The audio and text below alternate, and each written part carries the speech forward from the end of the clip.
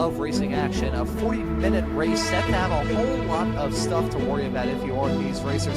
Have to worry about the pit stop.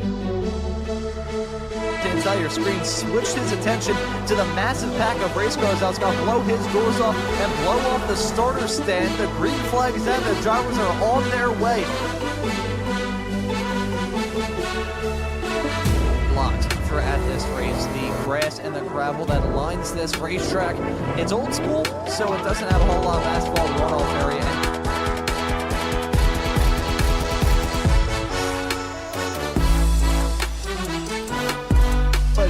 He's a very talented racer of his own. These two fast. They crashed very early on into this race. Look at Daniel Wood at a big crash heading through turn number 1. That's chasing that turn number 4.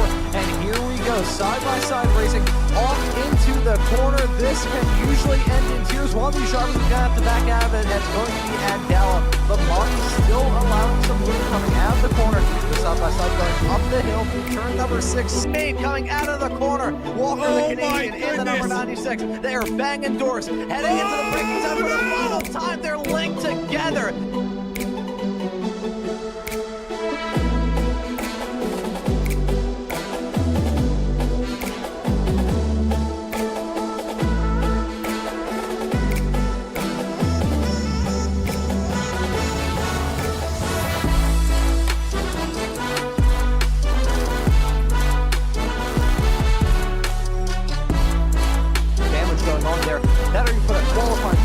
Either way.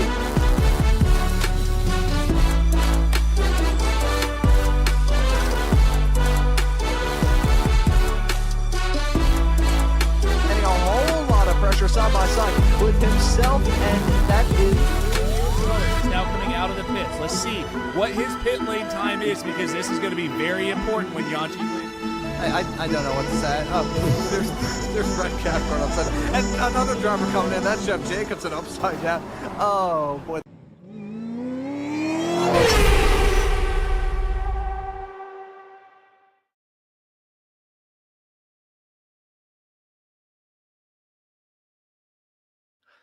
Well, hello and good afternoon, everybody. Welcome back to Slow Motion Broadcasting, and welcome back to the Spec Racer Ford Weekend Warriors. This is round number 6 of the season, coming to you today from Donington Park. My name is Ron Maunz. Alongside me in the commentary booth is Charles Boshell.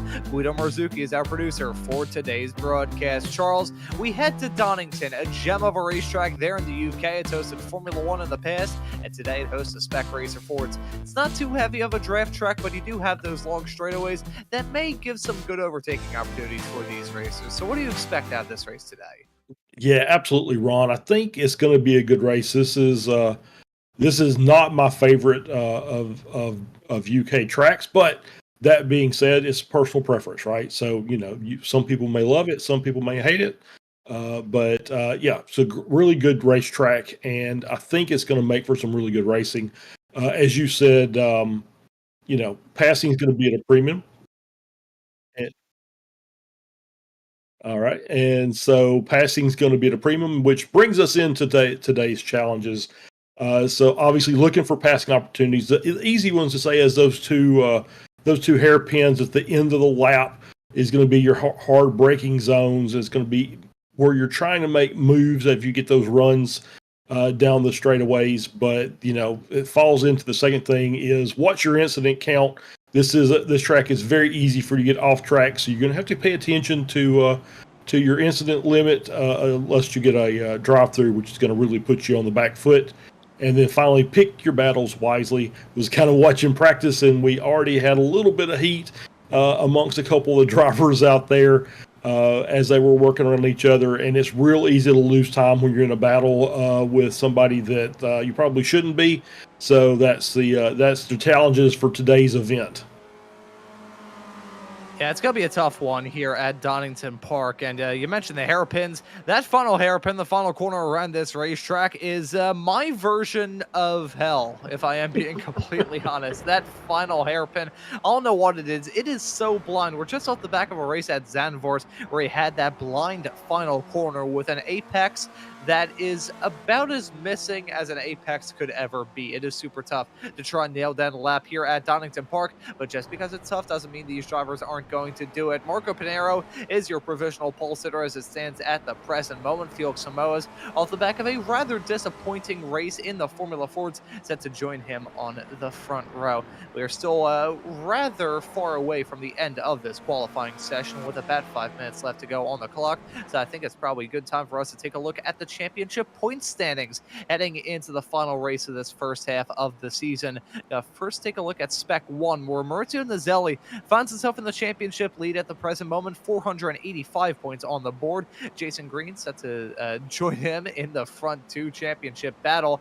Felix Samoas is slotted in third, Dan Witzak in fourth, Rasmus Vori running out our top five in the Spec 1 point standing. Spec 1 been a rather intriguing class to take a look at thus far this season, as has Spec 2. Eric Luke, the sponsor of today's broadcast, and the end of the streak of races that Eric Luke has sponsored here on Slow Motion Broadcasting, is your current championship points leader, 401 points on the board. Matt Thompson is slotted in second at 232, with Leonard Geese, Paul Jackson, and Joshua Flores running at your top five when it comes to the Spec 2 points. And here is how it stands in Masters. It's rather close to the front. Tom Gradwell on 273 points. Don't have to go terribly far back to find Brad Cathcart, the 905 car. Kurt Nunez only 5 points back of Cathcart. Joseph Tarantino and Jeff Fritcher running at your top five in the Masters point standings as it stands presently. That Masters category, Charles, it's always been a class that you like keeping tabs on because it's just so competitive week in and week out.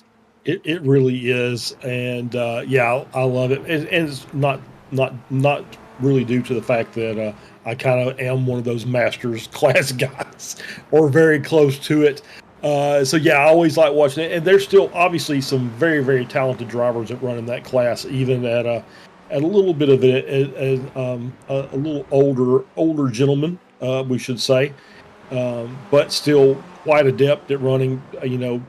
Guys like Antonio Reese and Jorg Monty are always up near the top 10 most races that they're involved with. So they're still got some talent, and they can still win some races, even though they're against some younger guys. Yeah, so I always kind of like keeping up with it. So it's going to be a good battle, and yeah, we're going to take our own board here with Eric Luke, Cloud Valve Company, and we're going to head down here into turn one. You want to get wide. You see him really trying to open up the entrance to that corner, bring it all the way down into the curb, ride the exit curbs on the outside, and off down the hill we go for the run through turn two. I don't know if these are considered turns or not, because we're on a British track, not an American track. Those would all be turns for an American track. So and I don't even know the corner name, so we're just going to keep riding on through here. So we'll head back up the hill into this very sharp left-handed corner, then a little quick switch back to the right, and we'll climb up to the top. I believe this is the top of the track right up here as we head into that right-hander. Very, very tough right-hander here. It just carries you have to carry a lot of speed, be very precise on the entrance. And we get to run down the backstretch here. You're going to get a good draft off any cars in front of you as we work down to this very, very tricky chicane, left and right. And you got to just really clobber those apex curbs to get you down on that secondary run down into our first hairpin. You see him working down, going to brake really hard, look into the inside, hangs on, and just loses it there at the very apex of the corner, and is going to have to kind of reset and get back out on the track. And he's going to be offline here for a minute. I think there were some cars. Yep, there we go. I think that's Kane Lasky coming through and working down to that final hairpin, the Ron's Hell. And that's what we've named it now. And finishes up our lap, and you see the pit entrance there on the inside of the corner. Very, very tricky little pit entrance there, because you got to really turn hard out of that hairpin in order to get the entrance right. I think Ron's Hell is a pretty good name for that final corner. The current name for it on the iRacing track map, at least, which that iRacing track map can be a little bit funky at certain points in time. It's marked as Goddard's turn number 12, which I have a very strange association of. I look at that corner name, And for some reason or another, I think of the announcer on Late Night with Conan O'Brien, Joel Goddard. So don't ask me why. I don't Okay. know. The inner machinations of my mind are truly an enigma. But yeah, that's a pretty hectic lap running around here. Outside that straightaway between turns number 8 and the other chicane at the end of 9 and 10, which is a rather iffy ride at certain points in these Mhm. races. Outside of that, and that start finish straightaway, you're always having to deal with something. You're always turning that wheel. This is a race where not only talking about these drivers having to keep it clean, but also just having that same mental fortitude to keep pushing that car all throughout this race. Going to be super important as well. It really is, as you can see a car off in the background of that shot there, just carrying too much speed. And that was one of the things I mentioned is you're going to have to watch your incident limit here. Like I said, it's real easy to get off tracks at this track, especially through that chicane. You can get off track on both corners if you're not careful. You just got to get your corner entry right and make sure that you don't carry too much speed through. So it's going to be very, very tricky to navigate this track, especially with another 34 cars out there with you. Yeah, this is going to be a super challenging race for these drivers. And that run down into turn number 1 at the very beginning of this race is going to be tough as well. It's an inviting spot to try and go for a move, but at the same time, if you get a bad exit out of there, you're going to be in for a world of trouble heading through turns number 2 and 3. Craner curves down into the old hairpin. It's called the old hairpin, but in the entire history of Donington Park, which, contrary to popular belief, dates all the way back to the 1920s, if my memory serves me correctly. This track has been around for a rather long time. That's Andre Favini spinning it through the final quarter, proving exactly why I have a burning hatred for that turn 12 around here, and he's going to decide to pull into the pits with the checkered flag and this qualifying session. That's going to be another sketchy thing. The pit entry around here is super tough, but getting a bad exit out of turn number 1 from a failed overtake is really going to be it's going to be a kick in the shins for these drivers through 2 and 3, which as you said on your track guide there, Charles, if this was an American track, it would probably be turns 1A and 1B. Yeah, something strange like that. 2, 3, 4, and 5, and we're still in a straight line. But it's different for different countries, and so we'll have some fun with it. Yeah, it's we're always kind of weird about something, right? Imperial measurements and corner numbers and stuff like that. So it'll be fun. We're gonna have a good time because we've got a nice battle brewing up front between Marco Pinero and Felix Samoas, and that's going to be I think that's going to be a battle for the full 40 minutes today. Yeah, Marco Pinero, Spec Racer Ford Weekend Warriors royalty, and Felix Samoa is another royal member here in the series, and the reigning champion from the Spec Racer Ford Weekend Warriors as well. Certainly going to give us a good battle to talk about in this race that we have coming up. 40 minutes long. We had a pretty good one in the Formula Fords earlier on. Let's see if we keep that momentum here in the Spec Racer Fords and continue on with this evening. We're going to take a look at that starting grid to get this night of racing action underway. Marco Pinero will start from the pole. Felix Samoas will join him on the front row. Starting in third will be Sol Al-Shutwi. Starting in fourth will be Jason Perry. In P5, it's going to be Jason Green. In P6, it'll be Joao Tabino. 7th will be Michael Odell. 8th will be our Spec 2 pole sitter of Eric Luke. In P9, we will have the 909 car of Tom Gradwell. And rounding out our top 10 will be SMB's very own Mr. Joshua Wilkie. Yeah, good run by Josh. Obviously Tom Gradwell, we're starting in 9th as our Masters class pole sitter. Flavio Andalo starts in 11th. Andrew Love starts in 12th. Chris Murakami in 13th. All Masters row. Adam Bradshaw on the outside in 14th. Joaquin Osbeck in 15th. Kurt Nunez in 16th. Kane Lasky in 17th. Matt Thompson 18th. Aid Allen in 19th. The Welsh Dragon there. And Jeff Fritcher starts in P20.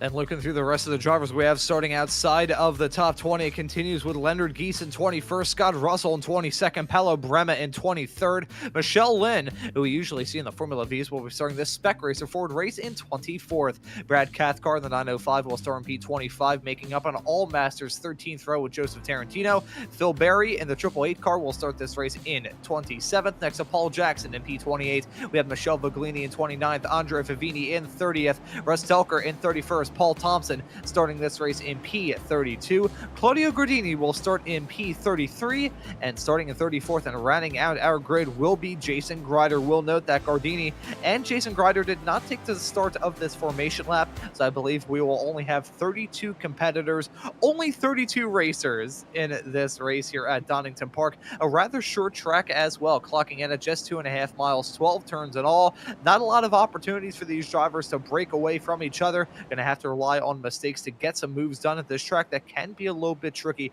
to pull off and overtake those pit cycles. Going to be super vital as well. May see a driver come to blows heading through this chicane, not only because it is hell corner, as I said earlier on, but the pit entry comes up on you very, very quickly. That pace car driver can attest to it, but the green flag is out and the drivers are on their way. That's a good jump from Perry and a bad start from Samoas. He's going to get chewed up and spat out by the field, heading down that start finish straight away off into turn number 1. Panero in the 16 car getting off to a flyer. He will hold on to the race lead. Samoa, shocker to shockers, is actually going to remain in second with Sola Shutway on the inside. Lots of drivers lawn mowing. Kane Lasky, Adam Bradshaw, and Andrew Love, I believe, all getting a piece of that grass coming out of turn number 1, but hang downhill through Craner curves into the old hairpin for the first time. Then a rather smooth start at the front of the field. Of side-by-side racing continues, this time with Michael Odell and Joshua Wilkie. Whoa. Oh, is that Sola Shutway coming to blows? Oh. It is.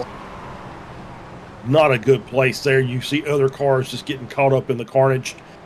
Oh, we're going to kind of unpack that here in a moment as we're still continuing this first lap. Panero out in the lead, Perry in second.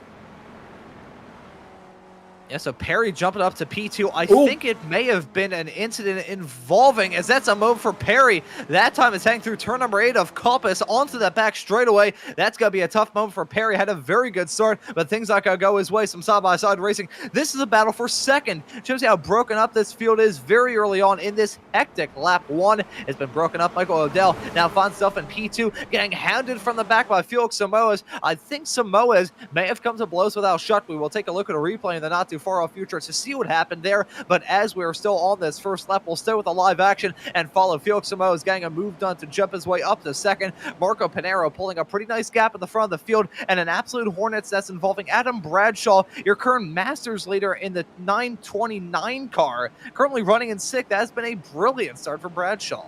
Yeah, there's a couple cars that did a good job of getting through that early carnage.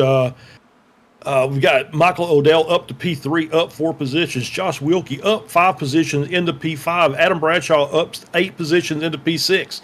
And Scott Russell all the way down in P12 is up 10 spots already since the start of this race. So having some really good runs and taking advantage of their opportunities when we get other drivers making mistakes.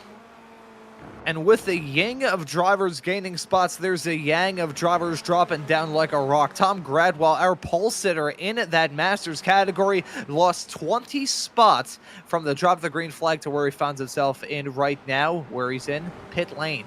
Lots of drivers picking up damage on that opening lap. And let's take a look at where the drama really first started to brew. It was clean heading through the first 4 corners, but coming out of it, a little bit netcode contact potentially. I think Al Shutway just lost it on his own there. It was just close between those 2 drivers. And as he merges out, Murakami smacking the back of that car.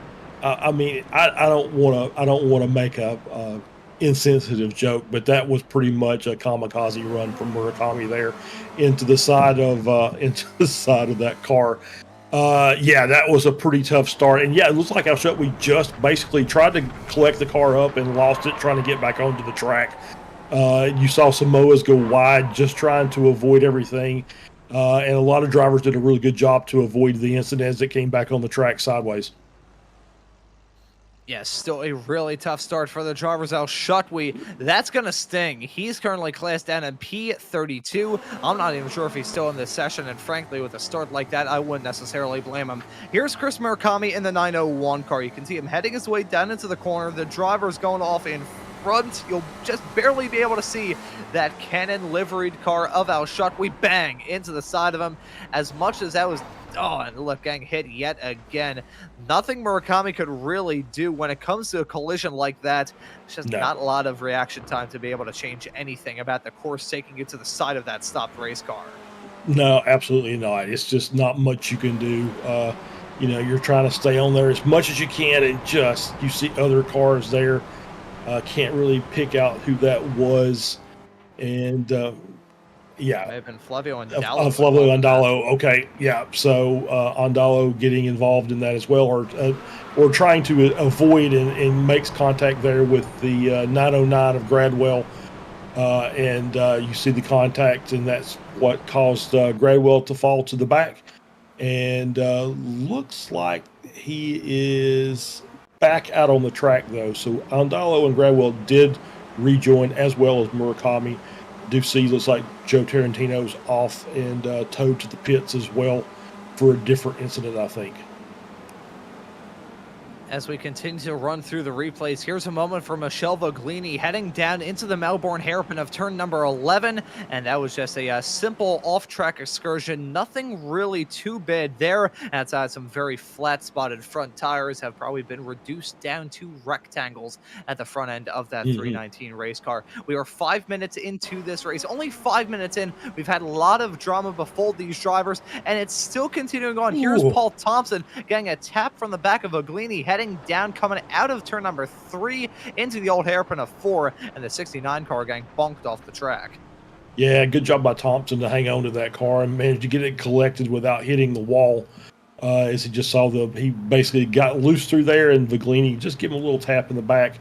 But he's able to recover it and get back on the track and keep rolling, as we're now on board with our good friend Mr. Josh Wilkie in the 23 car.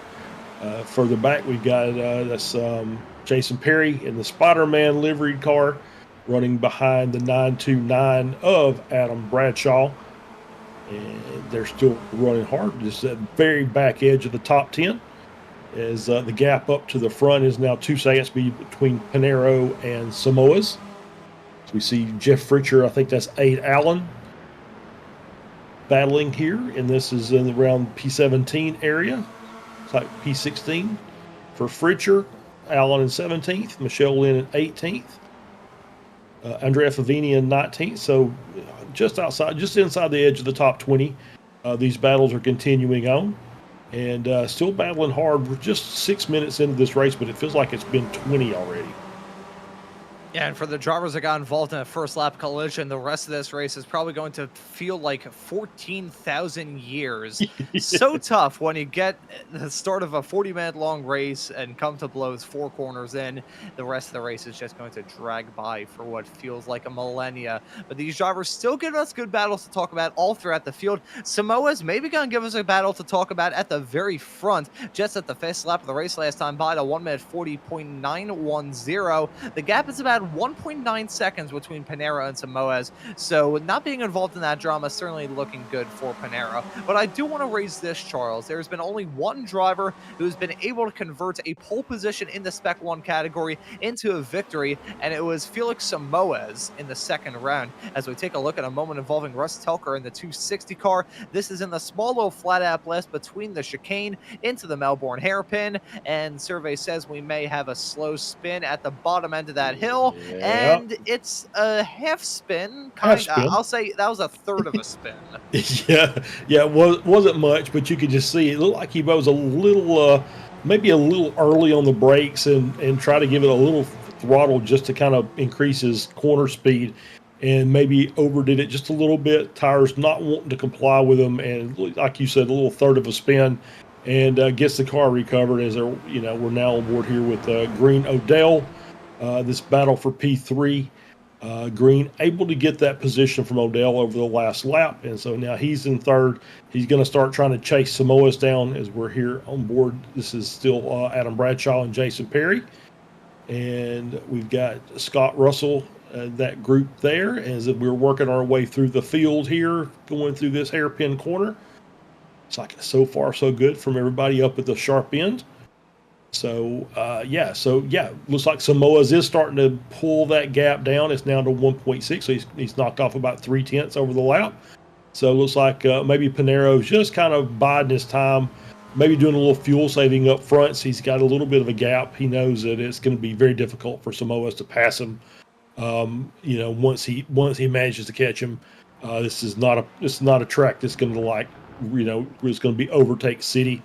So Samoa's is just basically trying to run it to get to the draft and start closing that gap up a bit quicker. As we see a moment involving Marco Panera, I think there was nothing too bad going on there. There may have been something going on bad involving Paul Thompson in the number 69 car. First time I've seen Thompson run in one of these races, I believe, and it has not been a good debut, as that's Andallo getting a move done on him, and he spins at the bottom end of the hill. As much as I say that the hairpin of turn number 12, Ron's Hell, as we have colloquially called it here on this broadcast, turn 11, though, that's even more tricky because you've got downhill braking zone. It's off camber as well, and it also is a rather inviting corner to try and go for a move, and also rather tricky to spot. You will see this throughout this broadcast, and we may see it depending on the camera angle, heading down at the bottom end of the hill. You can see it a little bit. The track on the outside, for some reason, is rather squared off. It's not just rounded through the corner. It is a square of asphalt with the rounded off curve heading through it, which can definitely play with your line of sight as you try and spot your braking marker through there. Yeah, absolutely. I think that any of these little off-track objects will kind of play havoc on a driver as you're working your way through a corner. You're expecting to see one thing and it ends up showing you something else. So yeah, that absolutely could be the case. Is you could just end up seeing things that aren't really there, or you're getting a bad side alignment, and maybe that's one of the tricks to that corner. I struggle with that hairpin myself. I don't think the last one is as bad for me, but that first one absolutely messes with me when I'm driving this track. Looking at these drivers at the north end of the field, Marco Panera and Felix Samoa, they are still closing up to each other, but they have checked out of the rest of this field. Jason Green slotted in third, is about 4.5 seconds off of this man, Marco Panero, at the front of the field. Panero won a couple of weeks ago at Long Beach. This is a rather different racetrack than Long Beach, though, if we are being completely honest, but showing the same pace nonetheless. Here's another moment for Paul Thompson in the 69 car, and it's another spin coming out of the second to last corner, the Melbourne hairpin. As much as the final corner may be Ron's hell, I think turn 11 may be Paul's hell. I think you may be right. Yeah, it seems like he's just struggling to try and get back on throttle there, and which is completely understandable. I don't think there was any curb or anything that was involved in that. It was just simply a little bit of the thunderfoot trying to get the car around the corner. And as you see, another car, that was the 909, I believe, or 929 of Bradshaw, that was sideways in that corner as well just then.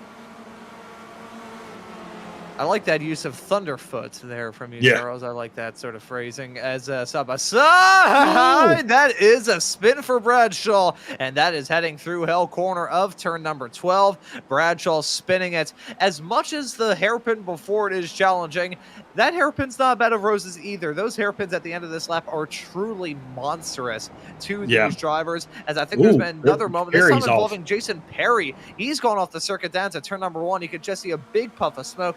Something's going on involving him and potentially Eric Luke as he's dropping down the running order too. Yeah, we have to get a replay of that. Just saw the end of that. We saw Perry sideways, and here we go as we've got Luke on the last skill moving to the inside.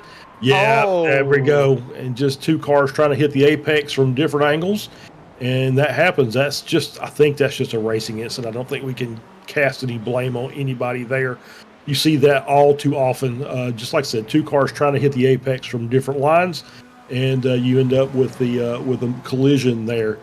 And to go back to the Bradshaw, I think the second spin was because of the first one. I think he just got his tires overheated, and they said, nope, we're not going to connect into this corner. You're going to have to go do a little better than that. And you get the subsequent spin because of the first spin. Another moment heading down into turn number 1. 3 wide into 1 does not work at all. Kane Lasky, a very quick driver in this series. Definitely can go for some moves for sure, but I don't really feel like there's much else that he could have done outside of completely backing out of it. But hey, they're racers. They're going to be going for the moves. They're going to be going for the dives, and they will go for the sends at a race like this. But given a little bit of damage to the front end of that race car as well for Kane Lasky, I feel like looking through the remainder of this schedule here for the Spec Racer 40 weekend, Weekend Warriors season, Charles. The likes of the Red Bull Ring, Bathurst, Hungaro Ring, Phoenix on the road course, the legacy version of that track, is Jason Perry coming in also with damage. Silverstone National and Ultraslaben. There's a lot of tracks remaining in this season calendar where you could probably afford to get a little bit of aero damage because it's not too heavy of a slipstream track. This is certainly one of them, as outside that back straightaway, you're usually turning around here. So that front damage not going to slow you up as bad as it would in other places. Yeah, no, I think you're right. I think obviously, I think Silverstone is going to be one of those where it's going to be fairly draft heavy. Red Bull Ring, at least the first sector, is just we just can imagine what's going to look like with those cars going down to turn 1 and then in turn 3 on that first lap when they're all packed up. The draft's going to be crazy. And then obviously it settles back down a little bit after turn 4, where you get into more technical section of the track. But yeah, it's going to be some tracks that front damage will be a lot more detrimental to you than this one. Michele Vaglini. I'm getting pronunciation corrections from Father Guido as we see it, just an off spin off and a little bounce off the tire barrier there for Vaglini, who I never talked to the person, but I do like him because I just checked him out, and this is all he really does. He doesn't do a lot of officials. He just comes out and runs the Spec Racer race on the weekends, and he's always out there trying to do his best, and I really appreciate that. Is he just wants to go out there and race and do the best he can and not get anybody's way. And it's always good to get his name out there, even if he makes a little bit of a mistake. Yeah, and I will apologize to Michele Vaglini, who I've been calling Michelle for the span of the past 2 years on these broadcasts. But Michele Vaglini, regardless, ending up with damage. As here's a moment for Paul Thompson. That is coming out of turn number 7, right towards the mid-sector of this racetrack. The driver of the number 69 car has been in a whole lot of trouble. Tough, and actually getting involved in the front pack fight a little bit is a lapped car that Jason Green and Joao Tabino are currently involved in at the present moment. That is Paul Thompson in the 69 car. Yes, it is that lapped car. So trying to get out of that battle as best as possible, as it is a little bit of a pack forming with these drivers, Jason Green, Joao Tabino, Michael Odell, and Josh Wilkie. The dive down into the Melbourne hairpin for Joao Tabino to slip his way up into the final podium spot. It's close on corner exit. Green may have a good exit, but Tabino has a better one, and that will be third for the driver of the number 50 car. Yeah, absolutely. Great move into that hairpin. That's what you expect to see in that hairpin, is a good dive to the inside, late on the brakes, work your way around and get the pass done. As we're going to get a replay here as we see Tabino work his way to the inside. And yep, just a little bit later on the brakes than Jason. Takes that inside line, is able to make the pass coming out hard on the throttle, and is able to get just past Jason Green. But I think it's kind of helping out our buddy Josh there, who's running in 6th, who is having a really good run. I don't want to jinx it just yet, as we see Kane Lasky in the pits. And this is his pit stop. Good time, 13.4 stopped. So he's going to take an early one, and he's going to try and do the little undercut action here and see if this he can get some clean air and make some quick laps. As I just had a bit of color that I was going to say, but I just had a bug land on my on my phone. I've had my window open for the past couple of days, and thankfully have not had any weed whacker noises disrupt my time on these broadcasts. Anyone remembers the old days back when we were with Apex Racing TV, who we can say the name of now, just because I feel like that joke has run its course. But back in the Apex days, was doing a Formula Ford broadcast in Imola, and was calling a rather heart-popping finish between Christian Gabanka and Yanchi Lin.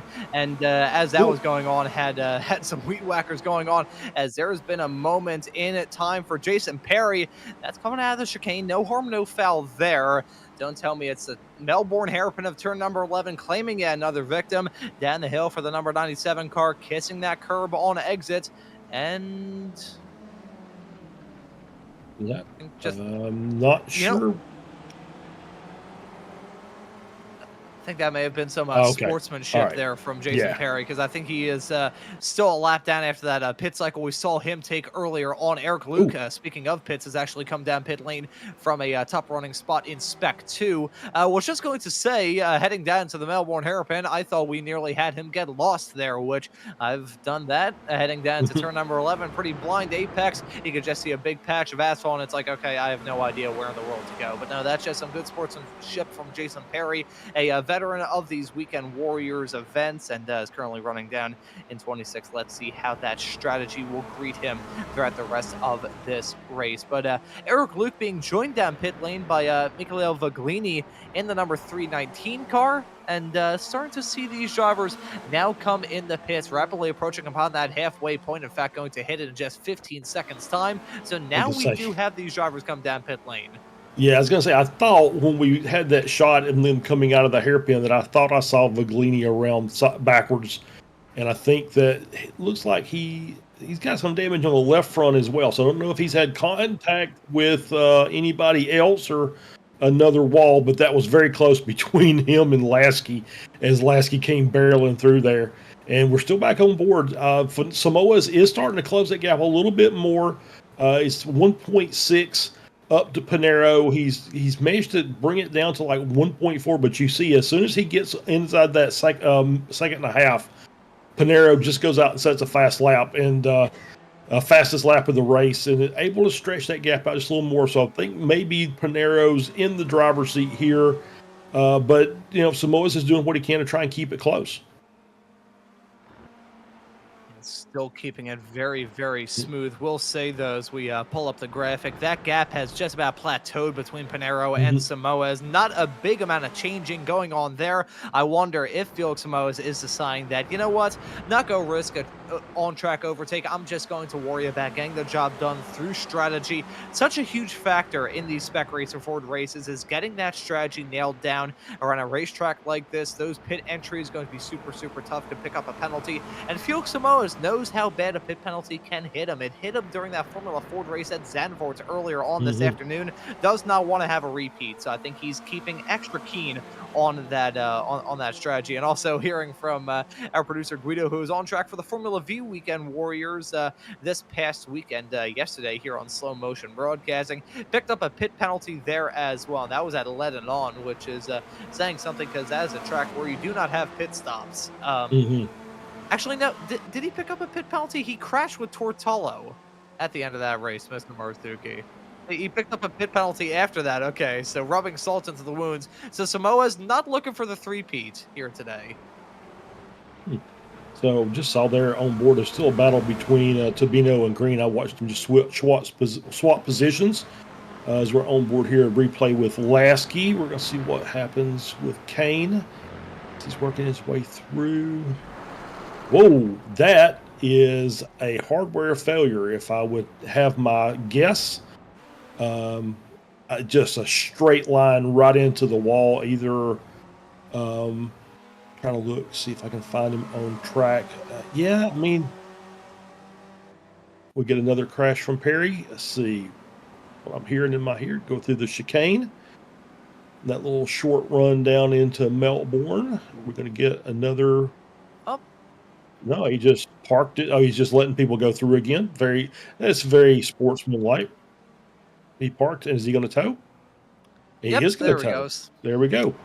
So I am watching, Ron, just as a note, I am watching kind of our timing and scoring, and sometimes it does a really good job, and sometimes it doesn't. But the older tracks, it seems to do a pretty good job as far as managing the off-track count.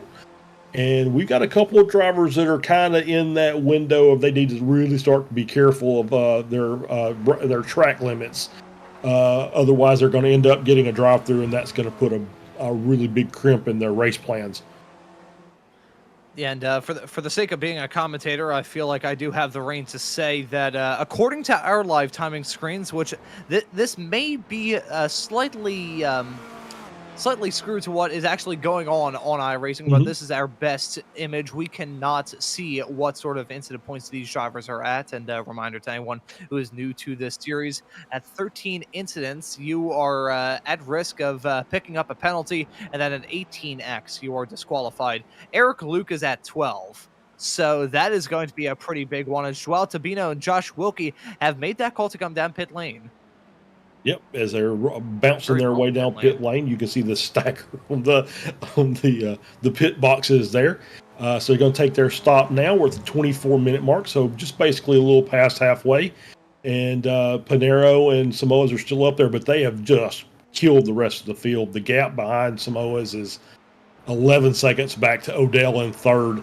And so they're just having themselves quite a run. And then Panero obviously 2 seconds ahead of Samoa's at this point, but you can see he's right there in shouting distance, and it only takes one mistake around this track, and you're right back up on the tail of the car in front. So, but once again, those cars are both kind of on that borderline of track limits and needing to be much more careful with their racing line, which obviously is going to scrub some of their time off the laps. And, you know, as much as we just said that he is on the risk of getting a penalty in this race, Eric Luke is going to be on the Racing Line podcast, which you can catch on Tuesdays over on the Ray Esports YouTube channel this upcoming week.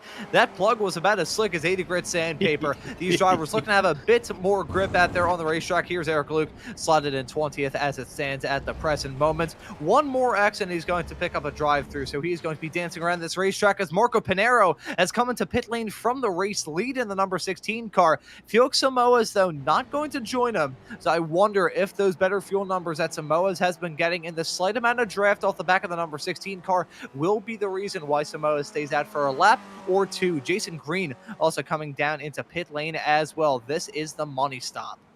It is indeed, as we see more drivers. It looks like Kurt Nunez, as well as could not get the other one. Maybe Jeff Fritcher was also one of them, or one of the other Masters drivers. I did see a 9, just didn't see what the final number was. But yeah, it's the 26-minute mark is a little early, so I think that Samoa's may be able to go another lap, maybe 2. So we'll see. Obviously, there's still a few cars that are out there. We think we've still got 7, 8 that haven't pitted yet. So we'll see how far they can run. Obviously, we're on board here with Josh Wilkie, and he has already taken his pit stop running in 11th. He is right behind the 215 car there and is going to get his way around.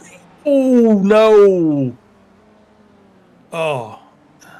That was Michelle Lynn on the outside there, and Josh just basically locked it up, trying to move to the inside and make that pass, and did not work out for Josh. Unfortunate for him. Well, now the next time that we have a Formula V broadcast where Michelle Lynn... Oh, boy, let me try this one again.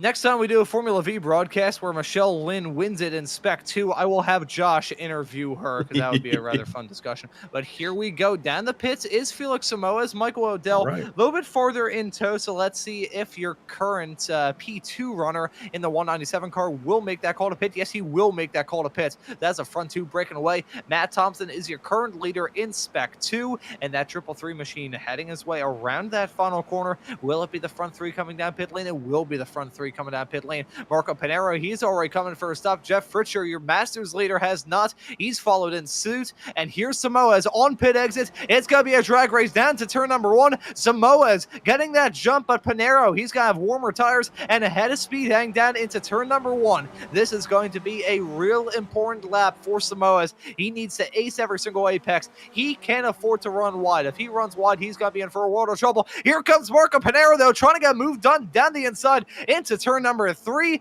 Gonna get stuck on the outside through 4, but Samoa's a little bit wiggly, heading down into the old hairpin. Panero trying to find any way in the book to get past the driver of the number 31 car. It's gonna be side by side, heading up into 6 and 7. Samoa's on that inside line. Panero holding his own on the outside. Samoa's looking to clear him. He does clear him. A little bit of damage on the front of Panero's race car. Not sure how he picked that up in the 16 machine, but he's going for the dive. Oh, that's not gonna work, boys. Sideways, slideways as Marco Panero heading his way through turn number 8. Holy cow, that could have ended in tears. These drivers still banging doors, banging wheels. Scott Russell in the 22 car there to pick up the pieces if these drivers come to blows, albeit I don't believe he's coming for his pit stop yet. Samoa's holding on to the race lead, last of the breakers down into the chicane, but they bump again big time on corner exit. Pinero, he's impatient. He held on to the lead for a vast majority of this race, and after starting from the pole, he wants to grab that checkered flag as well. He's holding on to the inside line through the Melbourne hairpin. They come to blows again, and that, that gave them both a black flag. They both got DQ'd. Holy cow. Crazy. That's crazy. So they were both borderline on their incidents. I think they might have got 2 4Xs in that lap from the contact, and both cars have been disqualified from the race. And yeah, this is holy cow. In all of this, Jason Green is going to be able to take the race lead. What in the world have we just witnessed here? That is unbelievable. In the first time that has ever happened in my entire time doing these Weekend Warriors broadcasts, which stretch back to over 2 years at this point. Both P1 and P2 beating and banging and roughing each other up, giving themselves DQs at the exact same time. That was unfortunate for them, a little bit funny if we're being completely honest, and such a shock to Jason Green. I'm not even sure what the hell he's going to say once we have a chat with him if he holds on to this win. Yeah, well, first you have to finish before we can finish first. So let's see if we can get through the rest of this race. But Jason obviously is now in the driver's seat here, 3.5 second gap over Odell, just he's looking like it's his to lose, but he's got to keep it clean. Looks like his incident limit, his incident count is pretty low. So the only one that's really in a lot of trouble here is Tobino, if our count is correct. And it seems like it's pretty accurate based on what we just saw. So Tobino's going to have to be very careful. That puts him in P3, Josh Wilkie in 4th, Ondalo in 5th.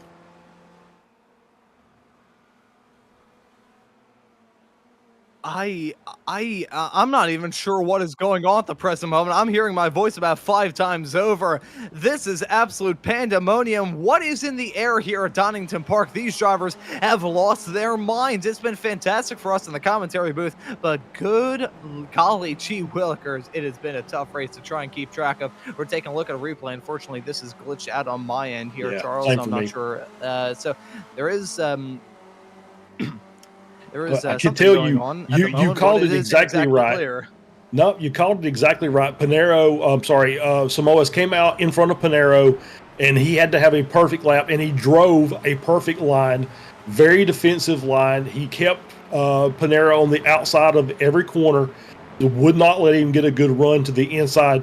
And so Pinero got a little desperate, forced the issue, moved to the inside before we got to that corner that enters the straightaway on the backstretch, and made contact. And that was the final blow that ended up. Or I'm sorry, that was the second to final blow. Got him sideways, ended up side by side down into the chicane, and then coming out of the chicane, Pinero got a much better run over Samoa's, bang to the rear, and that was the end of it. That was absolutely heart-pumping and absolutely heartbreaking for those two drivers. Genuinely, it gets to a certain point with those drivers in this series where you start to run out of things to say. Holy cow, I am genuinely speechless. Those two, they have been around the block before here in the Spec Racer Forward Weekend Warriors series. I mean, you look at Felix Samoas, he's a reigning champion. Marco Pinero, the season before that, won the championship with well over 1,000 points, which in a 12-race season is absolutely phenomenal stuff. Mm-hmm. Marco Pinero is a very quick driver. Felix Samoas is a very quick driver. Those two, beating and banging and roughing each other up, they managed to give each other black flags at the exact same time. They lost their minds on that lap. There's no other way to describe it. Very good drivers, don't get me wrong, but they got caught up in the red mist so badly they screwed both of themselves over. Yeah, I think you're absolutely right. It was obviously Samoa's used a good pit stop to take the lead, and as we see Bradshaw around, wow, that was very close. Manages to catch the car and keep it off the barrier coming through that chicane. So great job by them, by Bradshaw. I'm still watching Tobino At my count, he's got one more. And so he's going to be very careful, or he's going to end up with a drive-through. So we're kind of at a critical point here. We've got 6.5 minutes left in this race, and so as we see Russell off wide there, Russell looks like he's approaching that danger zone as well. So these incidents, these off tracks are starting to collect on some of these drivers. They have to be very, very careful. Yeah, gotta be super careful in the final few laps of this race. Just make it to the end. After seeing P1 and P2 give each other disqualifications, the last thing you want to do is pick up a DQ. You're in for a good points day if you can just finish this race. We only have 23 cars on the racetrack, which, considering we had 34 starters, is absolute madness. The amount of attrition we've had is unbelievable. And here's how it stands entering the final 6 minutes of this race. Here's Andrew Love, your leader in Spec 2. However, there's a fight between these two drivers, and Andrew Love just got a move done not terribly long ago to take the lead in the Spec 2 category. Thompson had a bit of a sideways snap heading through turn number 8. That's just going to allow Andrew Love to blow his doors off. Love looking for his first win this Spec Racer Ford season. Yeah, Andrew's having a good run so far, and he got he had a just much more stable through the corner. Thompson got a little loose, and is having got past, and so now it's going to be a battle with Thompson on the prowl, trying to get back by Love, and Kurt Nunez up to P7, leading the Masters class. As we see the driver on screen right now, who I will not mention out of risk of jinxing him, it is Andrew Love's second win of this season, if he can hang on. But still, it's going to be a dogfight between those two racers. 0.3 of a second is a gap between them. At the front of the field, though, Jason Green's in the cruising lane. 4.5 seconds, my apologies, is a gap to himself and Michael Odell in the 197 car, which is more than enough for Jason Green to be able to grab another win this season. That would be his second after winning at Spa earlier on this season. And harkening our minds back to last season here in the Spec Racer Ford Weekend Warriors, where we had Jorg Mani, the Masters competitor, take an overall checkered flag here in the Spec Racer Ford. The only driver who wasn't in Spec 1 to win a race overall last season here for the Spec Racer Ford Weekend Warriors. Did it at this exact same racetrack. I don't know what it is about Donington Park. We were thinking, okay, it's going to be a race of attrition, but between the front two giving each other black flags, drivers dropping out of this race like flies, it has been a race of pure unbridled pandemonium here. And even thinking back to some of the other dramatic races we've had as of late, the moment at Suzuka last season, where at some pretty good finish, it was a fight involving Samoas, and it wasn't Pinero involved in all of that. It was Maurizio Nazelli, who, strangely enough, haven't seen Nazelli here in this event, which is a little bit surprising because he's had a very good track record up to this point. Grabbed 2 poles in a row at Spa and Long Beach, has already won 1 race, that coming in the opening race of the season at Lebanon. But Felix Samoa's very quick driver in this series. And looking through the retirements we've had thus far, all very quick racers, all have victories. Well, some of them do have victories, and just there's been something in the water around here. These drivers have been out of their minds. It's been great to see in the commentary booth, but I wouldn't want to be race control. No. It's because you don't know. It's these guys race hard, especially at the front.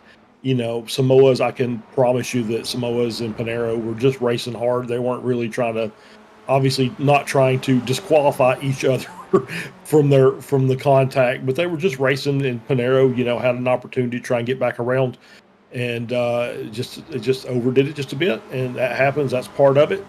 As we're on board here, we got Flavio Andalo, Brad Cathcart, 8 Allen, running 15th, 16th, and 17th, and they're still battling for those positions. But as we said, all those points count. So if you can finish P2 in your class.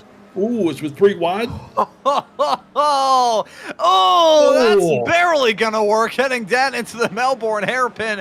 These drivers simply do not fear death. This is a battle for the Masters lead, mind you. Jeff Fritzscher taking it and all that. Kurt Nunez side by side with Andre Favini heading down into the last corner. Favini, he's put on a rather rousing recovery drive. Currently up 21 spots from where he started in this race. The hard charger by far, but it is a heads up bare knuckle fist fight between Fritzscher and Nunez for the win in Masters. I think think the white flag is in the air. Actually, will be next time by for these drivers. Not quite yet.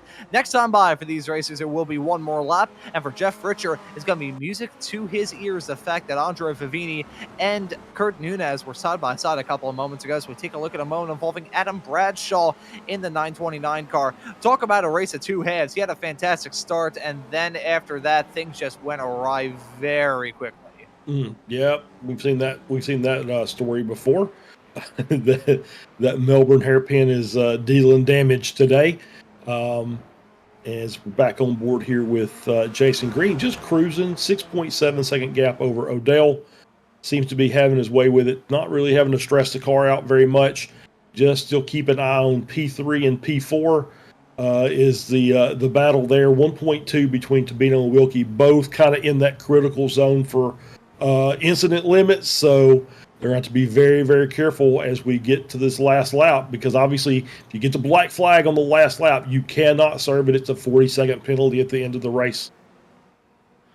And the white flag is in the air. Only one more lap of racing action here at Donington Park. Jason Green on track for his second win this season, doing it here at Donington, and certainly not the result that he probably expected, but after the drama we've had thus far, it is the result that he is going to get if he can just hang on for one more lap. Here's the battle for the lead in Spec 2. It's Andrew Love and Matt Thompson fighting tooth and nail. Love already has a victory thus far this season, that coming in the opening race that led it on. Matt Thompson, on the other hand, as much as that 333 car has not brought its way into victory lane quite yet this season, he's still been a consistent force. He's involved in that championship battle in Spec 2 for a very good reason. Hasn't been grabbing the victories, but he has been grabbing those good point stays, good results, and that's going to help him a lot come time for the end of this season. That Spec 2 category usually so reliant on consistent form, and Matt Thompson, as much as he's been consistent, he wants to grab a different seed, that being the checkered flag. Heading down into turn number 7, Andrew Love still leading it, but he runs a little bit wide off into the grass.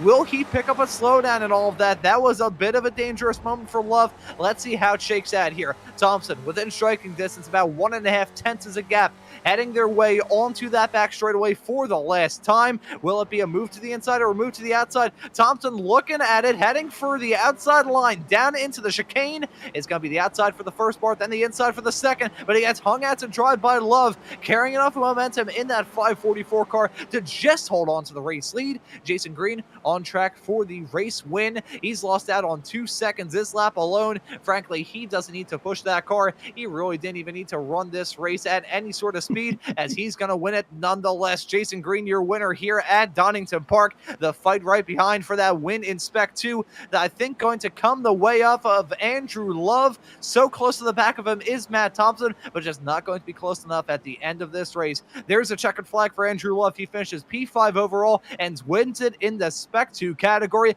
As we look a little bit farther in the back of shot, there's Jeff Fritcher winning the race in Masters, finishing 7th overall. And what a race here, Charles. Holy cow. Yeah, that was kind of crazy.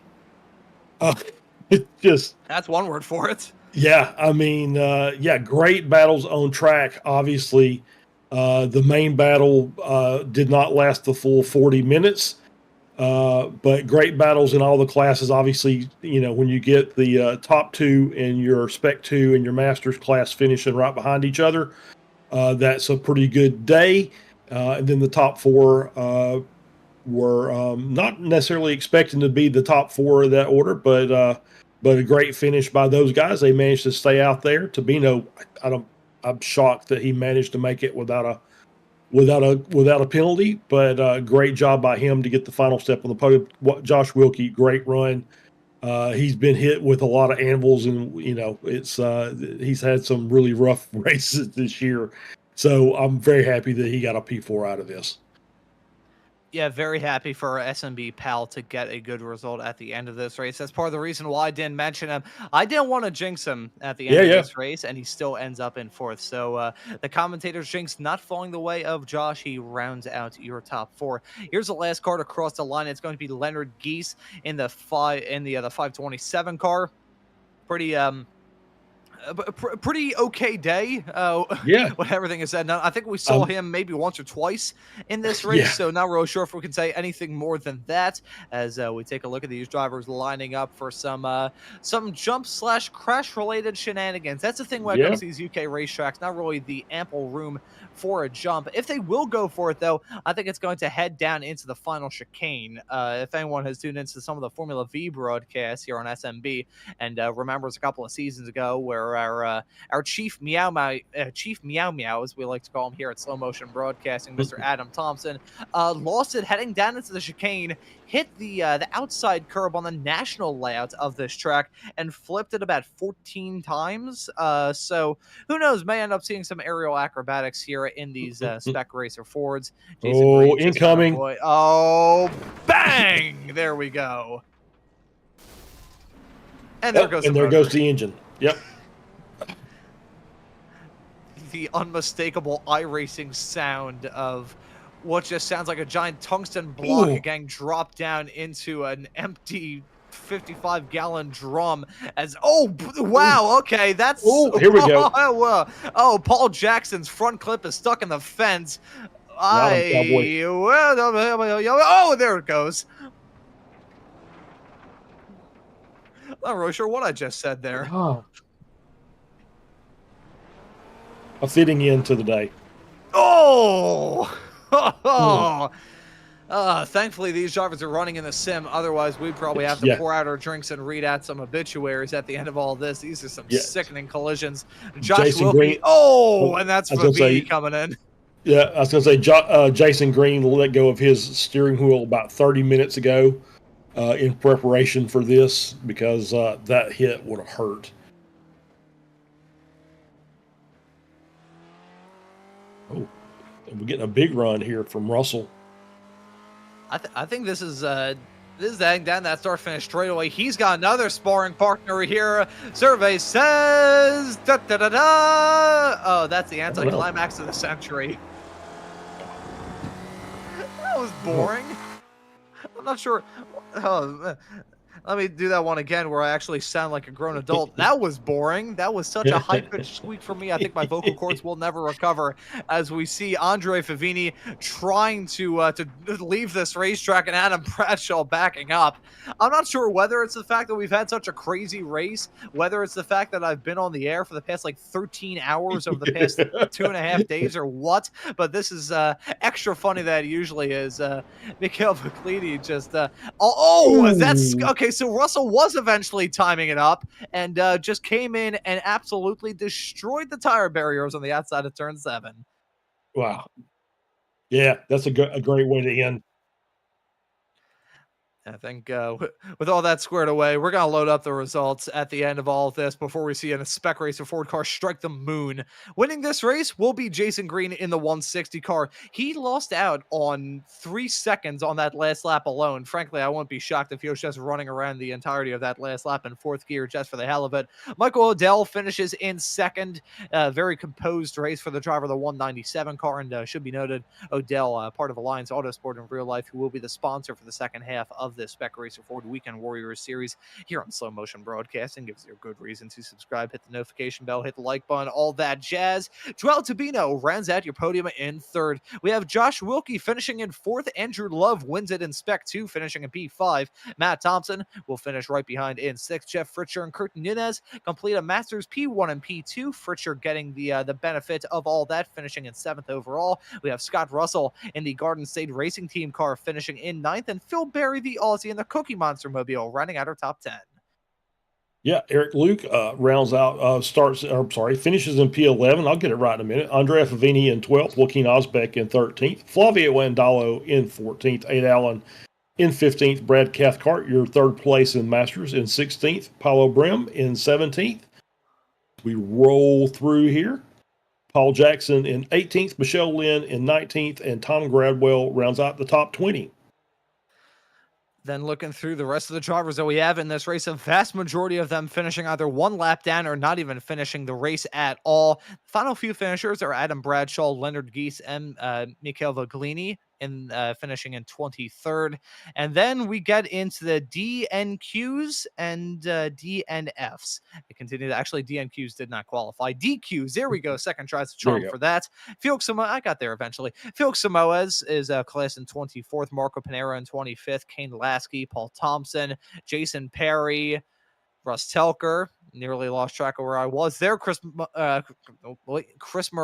I nearly said Chris Montgomery. No, it's Chris Murakami. Class in 30th. Joseph Tarantino in 31st. Sola Shudley, Claudio Gardini, Jason Grider completing the 34 cars that are classified at the end of this race here at Donington Park. Charles, that was a hectic one for sure. And we actually got some drivers waiting up in the interview waiting area who, as much as we have questions for them, they probably have questions for us about what we just saw here in the commentary booth. So I'll let you take first dibs on who you want to have a chat with. Well, obviously, let's bring in Jason Green to start our race winner.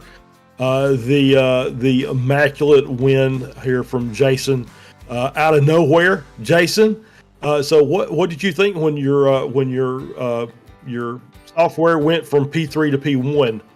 Yeah, I heard. I had Discord unmuted, so I heard Felix say that he had gotten a couple of 4Xs and then a black flag. So I was expecting that Felix would be dropping behind me, but then I got the message over via crew chief that Marco had been DQ'd as well. So yeah, it seems like something like that always happens here. I think that happened last season. Is that right?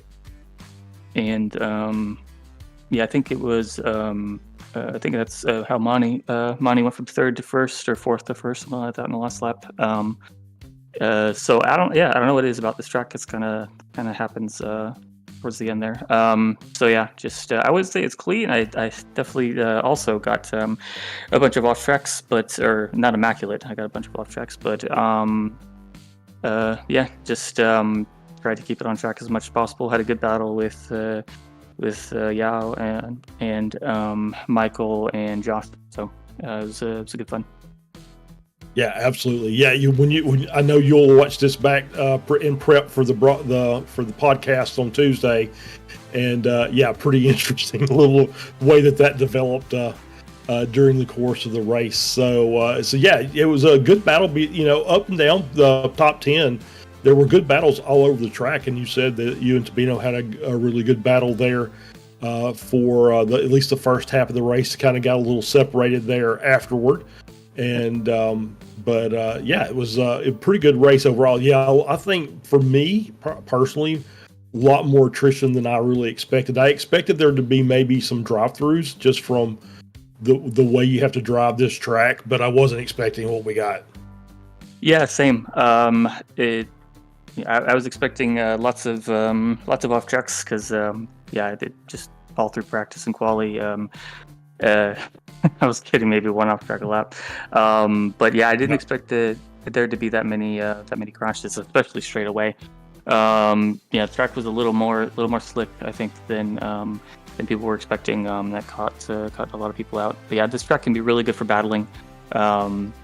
There's lots of room to go by side by side. But yeah, I think just a little not quite enough grip for that. Yeah, absolutely. Well, Jason, we'll let you go and celebrate your unexpected, but I'm sure very, very well received win. But we'll let you give any thanks before you get out of here.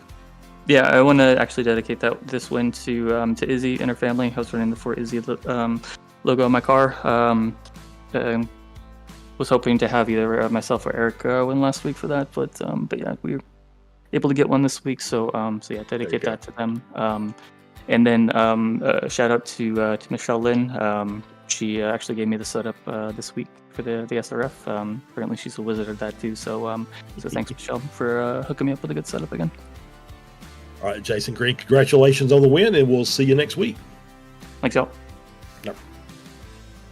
And that right there was Jason Green, your winner at the end of this race here at Donington Park. I'm looking through. I think I will have a chat with someone I haven't had a chance to have a chat with in quite some time, but it's a return to victory lane in the Spec 2 category for Andrew Love, who's now joining us in the commentary booth. Andrew, it's your second win in the Spec 2 category, but you had to fight like hell to get that win here. How about you talk us through that race at Donington?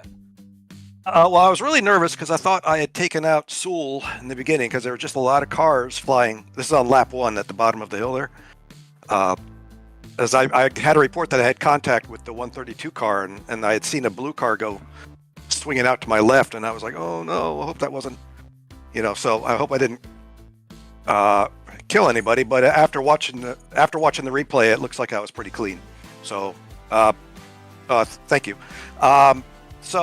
But after that, I had like 6X on the first lap, and I just had to take it really easy. So it was the old be clean and be smooth, and the race will come to you. And I guess that's what happened today. Yeah, it certainly came to many drivers at the end of this because holy cow, that was hectic. From the front two picking up a DQ basically at the exact same time. There was something in the air here at Donington that just brought out some pretty intense stuff here. A pretty wild way to round off the first half of the season, wouldn't you say? Yes, and I love this track. I loved it when we were here in the V's. I had a great time, except I believe I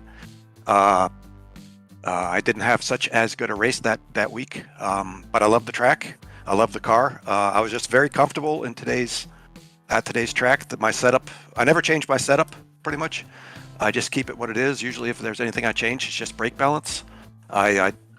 I lowered the brake balance a little bit, and I was just happy in the car. I could put it where I wanted it. I could, the rear end would come out when I wanted it to, just a little bit of oversteer through the corners. It was very comfortable for me, so I'm happy. And now we go from a tight and twisty track here at Donington to a pretty draft-heavy one at the Red Bull Ring in just 1 week's time. That's going to be a bit of a departure, so what are your thoughts heading into it? Not one of my favorite tracks, but I do like Turn 1 at that track. Turn 1 is fun. But the last 2 corners, I don't have the best luck at, or I haven't quite figured them out, so I'm going to have to do some practice. Yeah, I will say, if this makes you feel any better, Andrew, I'm pretty sure the chances of anyone finding the perfect line heading through those final 2 corners are about as rare as trying to find a living T-Rex nowadays. It's so tough heading through the end of that lap. So, believe me, been there, done that. The amount of penalties and 1Xs I've picked up through there would beggar belief. But Andrew, thank you for joining us here in the commentary booth. Well done on the Spec 2 win. And before we let you go, is there anybody you want to give a thanks to or shout out? I want to thanks to the sponsor. Thanks to you guys for doing the broadcasting. I look forward to watching the replay, and I want to thank my wife, who's already prepared my victory dinner. It's a big old turkey leg and a pewter mug full of wine, probably. No, I'm joking. Whatever it is, it's in the air fryer, so I'm going to go upstairs and get it. Yeah, go enjoy that winner's dinner. That actually sounds pretty good. So actually, we need to amend the saying now. Winner turkey dinner. That doesn't have the same Okay, turkey dinner. Yes. All right. But Andrew, thank you for joining us in the commentary booth, and well done. All right. Thank you, guys. Appreciate it. And that right there was Andrew Love, your Spec 2 winner, celebrating with the turkey leg at the end of all this. And Charles, I will let you pick who you want to have a chat with next. I'll tell you what, since Eric's in there, we'll save him for you at the end, and we'll bring Michael Odell in, who finished his second today. So, Michael, P2 today, congratulations. Very, very difficult race. Lots of attrition and lots of exploring of outside the track limits. Thank you. Yeah, so talk about your race. Obviously, you ran up in the top 10 most of the day, and had some fortune when some other cars got disqualified and end up putting you up in the podium. Definitely lots of fortune on the mishaps.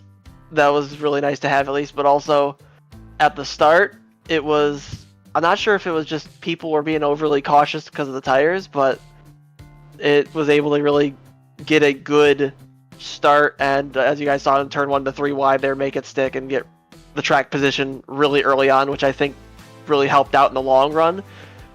So I didn't have to worry about trying to fight through the front midfield pack or even the back of the front pack. And from there on, just bank laps. There was a few times I tried to move up, but I could tell these guys are really, really quick, and it was more of a game of just try to fuel save and play the long game, because on the one-on-one, I wasn't going to have that type of speed for them today. So glad the strategy on that end played well, and on the little extra 2 spots there was always really nice. Yeah, oh yeah, absolutely, and it's sometimes it's you've got the pace to dictate what you want to do, and sometimes you just have to go with the flow, and you did that today and was able to capitalize and, like I say, get the podium. Yeah, very very good. I'm happy with it. All right, so we step over to Austria next week for the Red Bull Ring. Obviously, much different circuit than what we had to encounter today. More draft, and I think the first part of that race is going to be pretty crazy. What are your thoughts? Like you said, with the draft, it's going to be a lot more, which is going to be nice because I don't have the outright performance like some of these guys yet. But that also means that even though it's great for me because that means I can hold on a little bit longer, that also means every other car is going to be able to hold a lot better on those straights, especially after either the run down to turn 1 at the end of the lap and the run from 1 all the way down to I think it's 3 because they count the little bend as a turn. Just all the straights are going to be really really hard to shake people, but at the same time that'll be nice because then it's going to be not a brawl, but a good bit of racing actually going on since there's not really a good way to pull away, and I'm pretty happy with how I do racecraft wise, so it'll definitely be a fun one for that. Yeah, I think Ron would call it Spec Racer Leapfrog is I think what we're going to end up with for at least for the first little bit of the race next week. So either it's going to be the Leapfrog versus the Choo Choo Train. There you go. Well, Michael, congratulations, and we'll let you give any thanks or shout-outs that you want to give, and we'll let you go celebrate your P2 today. Thanks to the mom and dad, as always. It's awesome having the support from them, and cool to run with the guys here and whatnot, so. All right, awesome. Michael, congratulations. We'll see you next week. Thank you very much. You have a good one. All right, you too. And that right there was Michael Odell, your P2 finisher at the end of this race. I like how he says he doesn't have the pace to contend with those drivers. He's a real-life Spec Racer 4 driver, and he is a very quick driver in these SRF Weekend Warriors races. So, humble, shall we say, that or he just does not know of his true pace in some of these events. But we will have a chat with the other sponsor of not only this week's broadcast, but the past couple of broadcasts here with the Spec Racer 4 Weekend Warriors, Eric Luke, joining us in the commentary booth. Now, Eric, before we ask you kind of about the past couple of weeks being the sponsor of these broadcasts here of the Spec Racer 4 Weekend Warriors, I want to ask you about this race here at Donington Park because it looked absolutely insane. Let's not talk about that. Can we talk about anything else? let's talk about anything else. It was chaotic would be an understatement, and it's a track that due to the nature of the flow of the course, because it's very the first half of the section is very fast and very flowing, and it makes passing sketchy. That's a polite way to put it. Then you start getting into the back section where you've got harder braking zones and things like that, and that's really your passing opportunities. That's where, in theory, that's where you should be taking the opportunities to pass. And with respect to everybody, it was, hey, we're going to pass at every corner at the start of the race. Let's just do that. And you obviously saw the results of the chaos that happened after that. So. Yeah, I think the best way I can really sum up how this race went was the fact that the front two of Felix Samoas and Marco Pinheiro, very quick drivers in this series. Samoas a reigning champion and Pinheiro the other champion before him. Very quick drivers in this series, very accomplished as well. The fact those two gave each other a disqualification in the span of one single lap, with how hard they were racing, really speaks volumes about how scrappy you have to be to try and get some moves done here at Donington Park. But I gotta say, from my perspective, it was absolutely fantastic. Overall, I mean, obviously, thanking you for sponsoring these races, but pick some pretty good ones to sponsor. We've had a good streak of races thus far. Yeah, it's I do appreciate the opportunity to put Cloud's name out there, and I appreciate everything that you guys do as well. And I think we're at Red Bull next week. I haven't even looked at the schedule, so Yep, you're correct. I should probably turn some laps there. Yeah, I think we're expecting that to be an absolute draft fest, so not going to have any sort of reprieve in terms of the hectic races, but the Red Bull Ring, that's going to be a good one, at least from our perspective here in the commentary booth. From your perspective behind the wheel, though, probably going to be ever so slightly terrifying. A little bit. It is going to be a very draft-happy track, going into very, very heavy braking zones. There's a lot of point and shoot corners on that track that you have to kind of calculate not only what you're going to do, what the car in front of you is going to do, and especially the car behind you that's going to do. Trying to manage the draft and manage your brake markers throughout that draft and not destroy everybody in front of you or behind you. As a racer, that's a very challenging aspect of a very draft-happy car at the Red Bull Ring. So it's something to take into consideration when you're racing there.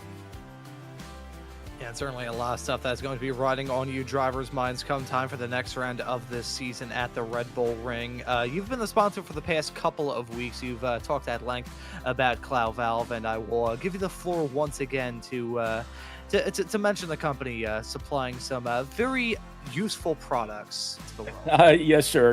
Cloud Valve, we're a domestic manufacturer of fire hydrants and gate valves for water products. You see our products all the time sticking up out of the road. You probably don't even notice, but that's what we do. And we're based out of Oskaloosa, Iowa. Very, very proud to work for the company. Very proud to work for the McLean family. And I appreciate the opportunity to run the sponsorship with you guys, and I appreciate the airtime and everything that you guys do.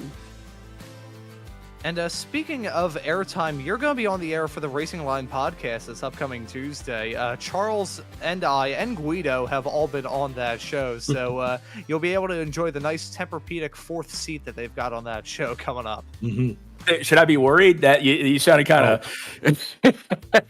I will let you know this, Eric. Don't have any pressure heading into that show. I, by a quite comfortable margin, hold the record for having the worst and second to worst appearance in the history of that podcast. Talked about literally anything but racing during it, and I'm pretty sure I made Stevie's bruised ribs that he was suffering from at the time a little bit worse in the midst of all of that. But it's a pretty good podcast, and we'll get to hear about some of your real-life racing adventures along with your stuff in the sim. Sounds like a plan. I look forward to it. And really looking forward to seeing you on that podcast this upcoming week. But Eric, thank you for joining us here on the commentary booth. Thank you for your sponsorship of these past couple of weeks. And excited to see you out on track for the rest of the season as you look to contend for that Spec 2 championship. I appreciate it, gentlemen. Have a good day. You as well. That right there was Eric Luke, our sponsor of this broadcast. And we were thinking it would be a little bit hard to try and usurp Eric Luke, the sponsor of today's broadcast. Charles, I'll pass it off to you to have a chat with the boss man, Mr. Joshua Wilkie. Oh yeah, absolutely. Bring Josh in here. Josh, dude, great race today, man. P4, you avoided all the flying anvils today, and ended up with the top 5. Congratulations. Yeah, thanks a lot, guys. I know that was probably one of my better performances there. Just talking to some of the other drivers and kind of getting a grasp of driving in a draft and stuff. And that was definitely my fault at the end. So, I apologize to Michelle in there. I probably could have had a podium today if I would have just waited 2 more corners there and went down the straight. I probably would have come out right behind Jason Green and maybe had a podium. So lesson learned, but I feel really good about my performance today and stuff, though. Yeah, absolutely. Yeah, you definitely looked like you had the pace to at least keep up with that. The second group that became the first group because of what happened during the race. But you were right there with Tabino and Odell and Jason Green, and like I said, avoided all the. You actually had a really good start. Watched you. I think you picked up like 4 positions right at the beginning of the race, and once again was able to avoid the carnage that happened there at the midpoint of the first lap. Yeah, absolutely. I took a look at the Charles challenges at the beginning there and, pretty much picked 1, 2, 3 all the way down the list. And I tried to execute that and it worked out, to be honest. The start, honestly, big props to everybody around me there and everybody else. That was awesome. We all stayed off each other. I was getting ping-balled a little bit, but we all just stayed off each other so well. It was a bit frenetic, but really fun. Yeah, great start from everybody, and staying out of trouble is just huge around here in the beginning. Yeah, it really is. Great job, Josh. And hey, we'll let you do like everybody else gets to do, and you give your thanks or shout outs, and we'll let you go and celebrate a top 5. Yeah, I pretty much just wanted to come in here to thank you guys and awesome shows today. You know, it's really, really coming together around here, and thank everybody out there for watching. And we got some stuff on the horizon here pretty soon. ICS starting up, the IndyCar series from Extreme Scoring, and a few other things in the pipe here as well soon. So stay tuned. Make sure you're subscribed up, and thanks so much for the work, guys. Love it.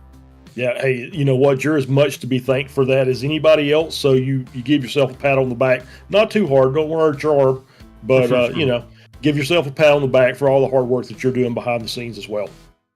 Thank you, sir. And I'll see you guys tonight, Crandon. Everybody needs to be at Crandon tonight. It's going to be wild. I'll be flipping and rolling and losing panels. Everybody will have some fun.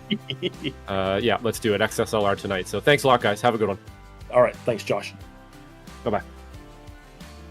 And that right there was a boss man himself, Mr. Josh Wilkie. Finally didn't get struck by a falling anvil, put in a pretty good performance here at Donington Park.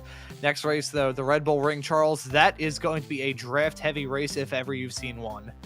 Yeah.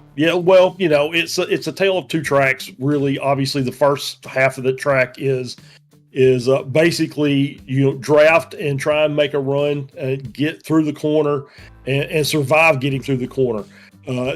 And then once you get past about turn 4, then it's just get your flow. You've got some very difficult corners. I think debris is going to play another major role in this race with the amount of gravel traps around the edges of some of these corners. So, yes, going to be one of those very interesting races. But, you know, it is one of those that we could get a surprise winner out of this because of the way the draft works. And you could get a good run and hang on to it for a lap. You might have a chance.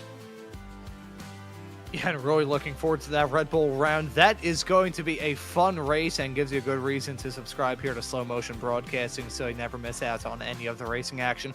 We've got some pretty good races to look forward to. XSLR, as Mr. Wilkie just mentioned a few moments ago, they're going to be wrapping up their dirt road course parts of the schedule, running at Crandon in those Pro 4 trucks. That'll officially mark the halfway mark of the XSLR season. And we have a couple of days before the next round of the Sim Racers Group F4 Championship, round number 7 of that season, going to be coming to you from Twin Ring Motegi. I guess now Mobility Resorts Motegi. Made that mistake on a Race Spot show, and I did not let it down. Then come time for the weekend, we have got you covered with the round 7 for the Formula Vs, Formula Fords, and Spec Racer Fords. The FVs and the Formula Fords both going to be at Laguna Seca, and as we said, the Spec Racer Fords will see them run at the Red Bull Ring.